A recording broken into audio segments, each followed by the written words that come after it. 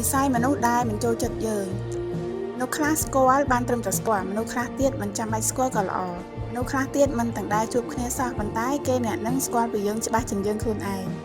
តាមការពិតយើងមិនអាចកែប្រែក៏ប្រកែកចំពោះមនុស្សណាម្នាក់ដែលគេស្អប់យើងបានឡើយប៉ុន្តែយើងត្រូវច្បាស់លាស់ខ្លួនឯងថាតាមពិតយើងជាមនុស្សបែបណាហើយយើងនឹងមិនជឿចាប់ចំពោះពាក្យសម្ដីដែលមិនពិតពាក្យសម្ដីមិនពិត10ដងមិនស្មើនឹងយើងបានស្គាល់ខ្លួនឯងម្ដងឡើយហើយក៏គ្មាននរណាគេម្នាក់ដែលមិនចូលចិត្តយើងហើយអាចនិយាយល្អពីយើងបានទេដូចប្រយោគមួយដែលគេតែងតែនិយាយថា